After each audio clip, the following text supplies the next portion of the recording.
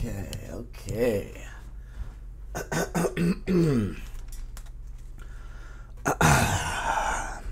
Ladies and gentlemen, what's going on? I am extremely tired. I was up until 4 in the morning beating Red Dead Redemption 1 as requested by Christian. You know what I'm saying? He asked me to beat the game before Red Dead 2, so you know, I did. And here we are, a little bit of a late start to the morning, but we're going to get right into this week's episode of Save Slot. What's going on, guys? It is your boy Tickety here, and let's get right into the news topics.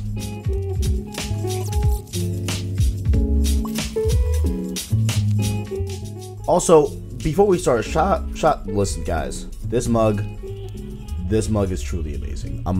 Guys, this mug is awesome. But let's get right into it. The first topic here we have on the dock here is that Insomniac Spider-Man is going to be a little bit more into the Marvel comic universe than what we were expecting. So there is this event going on. It's similar to like one of the other massive events that Marvel does with their comics. This one's called Spider-Geddon, and I guess it's where all of the different, Spider-Man from different universes, like, the Noir Spider-Man, all the different Spider-Mans that we've ever had in comic book lore are going at it once again, and I think they're going to fight each other, I believe. And again, I'm not really 100% familiar on what exactly is going on in Spider-Geddon, but definitely let me know what you guys think down in the comments below, and what you guys know, actually, if you know, feel free to enlighten me. But I believe they are all battling it out, duking it out with each other, and what's great here is that Marvel's Spider-Man, our Peter Parker with the Insomniac suit, is going to be in this event, and so he will be a major part in this, and this also, is going to be a part of his lore. Like, this is officially a part of that character's canon, which is interesting to think about. Like, this is something that I didn't expect to be a thing. I didn't expect it to happen, but it is really cool to see that he is getting the respect that I feel he deserves. I think it's a great Spider-Man overall, and it's really cool that this is going to be his continuation of his story from the game. So really cool to see that there. Next up here, also talking about Spider-Man PS4, it has been announced that Spider-Man PS4 has one of the highest platinum trophy completion rates for any major game on PS4, which is insane. And honestly, like, looking at it, it looks like it has probably the highest trophy completion rate for platinums and everything, because they brought out a list. Well, this is courtesy of Game Informer. I'm showing the list here on screen, where they showed off some big popular games that also have their completion rates posted and all that good stuff. And so we have Horizon Zero Dawn at 6.1%, Infamous Second Son at 5.8%, Bloodborne at 5.6%, God of War of this year has 5.5%, and a majority of them on the bottom. We have Uncharted 4 at 0.8%, you know what I'm saying? So definitely gets a little bit lower in that point. But Spider-Man PS4 has 10%, which is insane. That is crazy. That means 1 in 10 people have completed the game platinum, which is crazy. I still haven't even done it. I kind of want to do it, but honestly, with all these games coming out, I don't think I'm going to be able to, at least not anytime soon. But definitely really cool to see that Spider-Man PS4 is definitely attaching with a lot of people and a lot of gamers. Next up here is something that was announced on the PlayStation blog. It was announced that if you would like to try PlayStation Now one more time, another go at it, if you already used your week trial that's been kind of up ever since the service even launched, really, you will be able to do that now. They have reset all of the trials for everyone that has an account, so you will be able to go back in and restart that week that you already did previously a few weeks back, a few months back. Because I know I did mine I think a year or 2 years ago, and I am a subscriber of PS Now. I'm a believer. I would like to talk to you all on the channel about it, but I will do that in another video. But PS Now is a great service. I am 100% convinced, and it's really cool to see that if you want to try it again and you already tried it, you will be able to do so with this new trial reset of the 7-day trial. Next up here, let's talk about the mega game that is coming out, a game series that I just beat last night, the first installment of Red Dead Redemption 2. Now, if you talked to me a few months ago, after me not playing through Red Dead 1, I would have told you that I'm probably going to skip Red Dead 2. Now I'm not. I'm 100% in. I'm in for the ride. I cannot wait for Red Dead 2. And what they did release some details about this game that really goes into how detailed and the depth of this game that will reach. So you know how in a lot of games you will be able to turn off the HUD. You can turn off whatever your mini-map displays. You can turn off any like thing that is very gamey, like, you know, waypoints to certain missions and stuff like that. So you can turn that off to get a more realistic feel of the game overall. And so what they do with Red Dead 2 is that they let you do that, right? But it takes it a step further. They went so as far as when you change that option to hide all of the HUD and stuff like that, and hide all of the you know, markers and mission waypoints and stuff like that, the dialogue for the characters changes as well. And so rather than, you know, sending you on your way like it would have if you had the minimap on and all that good stuff and all of the regular normal stuff that every game has, if you turn that off, the dialogue from characters that give you missions, they will be detailed on where you have to go. So they'll be like, yeah, make sure to go down to the creek, over, make a right, you know what I'm saying, take a left at the rock, made a right, yeah.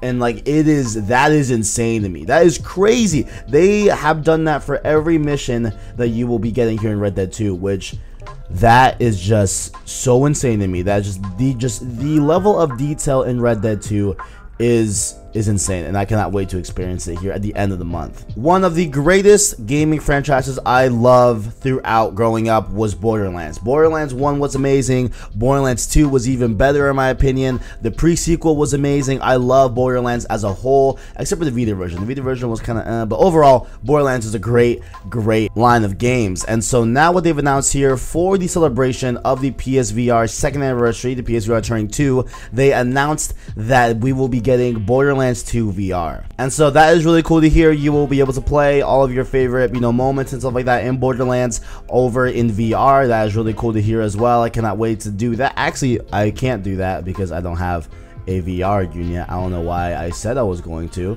because I'm likely not going to unless I get a VR unit at some point. That'd be great, but I will not be playing Borderlands 2 VR. But I hope those that are picking it up, I hope you do enjoy it as well, because Borderlands is amazing. Shout out to Borderlands 2 VR. And where is Borderlands 3? I understand that, you know, this is for the, you know, PSVR birthday and all that good stuff. I totally understand that. But where is Borderlands 3? If we don't get a Borderlands 3 anything at Video Game Awards or anything, I mean, it will be at E3 next year, like that's a given. But if we don't get anything for Video Game Awards, I'm gonna be sad. Now this next one right here is juicy, boys. This one is juicy. This one is probably the biggest news, at least for me personally, that was out this week, and that was that Guerrilla Games has hired some new people. Right now, okay, of course, you know, not anything new. Okay, it is what it is. It happens from time to time. You know, studios hire new employees, no big deal. However, Guerrilla hired a multiplayer design employee. And honestly, not just any multiplayer design person. They hired someone that has worked on Rainbow Six Siege by Ubisoft. And so this person also used to work with them around Killzone 2, the article says, but he is coming back and he's going to be working on this new project that Guerrilla Games is working on. And so this could mean a lot of different things, okay? This could mean, I see three things. One, Horizon Zero Dawn sequel will have some sort of online component. Number two, there's a brand new IP, a brand new project that's been unannounced. Or three, the likely candidate that I think so, Killzone is making another return. And so for me, honestly, I think Killzone has the potential to be good. I think it has a lot of really cool elements to it that can make it great and everything. I haven't really sat down and played a full Killzone. I have at like friends' houses and stuff like that, and at different, you know, demos and everything. I've played Killzone here and there. I just haven't really been a like die-hard, you know, Killzone fan, if you will, in the past. But I really think that, you know, if they put out a really good Killzone, I think it will do great. I think it will be, you know, great for PlayStation exclusives as a whole to have a nice shooter in there as well. But it is really interesting. So like, what do you guys think, you know, down below? Especially, what do we think this employee is working on at Guerrilla Games? Could it be another Killzone? Could it be a Horizon online component? Could be a new IP? Let me know all your thoughts in the comments below. Now, of course, back when Fortnite first launched, they did have retail copies of the game, and you can look on eBay and look on like Amazon, stuff like that, and they are going for like $300, $400 because they're super rare. They're you know, the whole game is not in retail anymore, but you know, you can still grab copies online, but they're insanely priced just because of the lack of them being in stores currently, or really they're likely whatever will be, except they are returning. Fortnite is returning in a retail format, and that comes in the form of the Deep Freeze bundle. Now, I know you're asking me here, how can they retail a free-to-play game? What is this? You know what I'm saying? But what they're doing is they're selling the bundles for Fortnite Battle Royale. And so you'll be able to get this Deep Freeze bundle. It will include a Frostbite outfit, a winter themed glider, some back bling, and $1,000 in V-Bucks, which $1,000 V-Bucks, of course, if you play a lot of Fortnite, that can buy you a battle pass, that can buy you a bunch of Earth skins, a bunch of other gliders and stuff like that. So it looks like this is a way to kind of get, you know, Fortnite into the retail space at least a little bit, because obviously this isn't really a full-on game, because I mean, it doesn't really come with the game, because the game is free. You can get it on any platform you want, really. And so this is just mainly going to be, I feel, for like those kids, or maybe you know, there's going to be some stocking, you know, stuffers for the holidays that might include these bundles. That'd be really cool. Honestly, that'd be really dope. Stocking stuffer, I would love to receive that. Can someone give me it? Can someone stock my stocking? But this will cost $30 in the US, and I believe this is only in the US. I'm not sure if they mentioned any other countries, but at least for the US, it'll be $30. So let me know what you guys think. Do you guys think this is cool? Do you think this is, I mean, like, to me, this sounds a lot like when you would buy a digital game in stores, where it would come in like the little card. It was like, I don't understand those. I don't understand the purpose of those, because like if you were gonna buy it anyway digitally, why are you going to a store and buy? I don't know. It's weird, but let me know what you guys think in the comments below. I think this is, you know, kind of cool. I don't know. I'm just a little bit just because to me it doesn't make sense to go to a like retail store to buy something digital. But I digress. Now that Red Dead 1 is out of the way for me in terms of games, I will be fully investing my open worldness into Assassin's Creed Odyssey. I did last week on a stream on Saturday. You guys really came out to support that. I really do appreciate all that support. And tune in for tomorrow, because we are streaming some Black Ops 4 tomorrow. Just laying that out there. But right now here for AC Odyssey, it has been reported that it has the franchise's best launch sales of this generation. So it beat out Origins, Syndicate, and Unity for this generation, and that include, you know, that is just this gen, not from PS3 or 360 and stuff like that, not the other Assassin's Creed games, the ones that have come out on the PS4 and Xbox One exclusive, well, not exclusively, but you know, that have come to the PS4 and Xbox One. And so I think this is really cool, honestly. And the team had a quote to share about their, you know, just good vibes about AC Odyssey, and they said, quote, "We are incredibly proud of what the team has accomplished with Assassin's Creed Odyssey, and humbled by the amazing reception from critics and players. Based on the quality of the game and the very encouraging reactions from players, we expect Odyssey to be one of the top performing Assassin's Creed games of all time." And so that is saying a lot, because Assassin's Creed games haven't been in the best of spots as of late. So it's really cool to see that they are getting the honestly the love that they deserve, because Odyssey is amazing. I'm about 4.5 hours in. I love it. I'm sunk in. I love the Origins. I've talked about that endlessly on the channel, but I really do love Odyssey. So I cannot wait to get more into it.